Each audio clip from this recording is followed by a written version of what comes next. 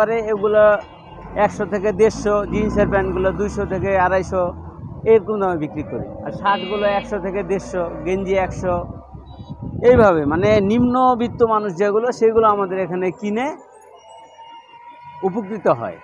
এটা হচ্ছে Shiroil bus terminal এলাকা। এখান থেকে বিভিন্ন রুটে গাড়ি এদিকে এখান থেকে যায়, ঢাকা থেকে আরম্ভ করে চাঁপাইনবাবগঞ্জ, তারপরে এদিকে নওগাঁ রোডে গাড়ি যায়। আর এখন আমার দোকানে মাল মনে করেন সেরকম অত টাকার মাল নাই, হয়তো সর্বোচ্চ মিলিয়ে হয়তো 20-25 হাজার টাকার মাল আছে। এটা দিয়ে আমার জীবনযাপন চলে, আল্লাহ চালায়।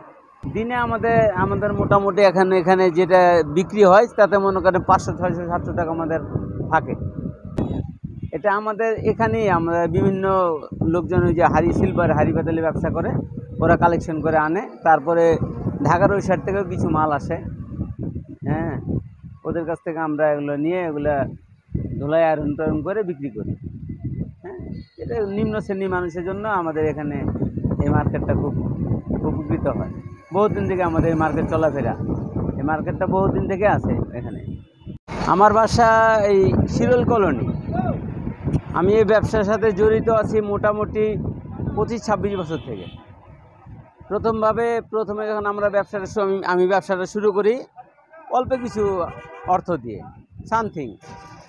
এখন মোটামুটি আল্লাহর রহমতে পরে সংসার জীবন শুরু করার পরে এখন আস্তে আস্তে আল্লাহর রহমতে অনেক ভালো আছি।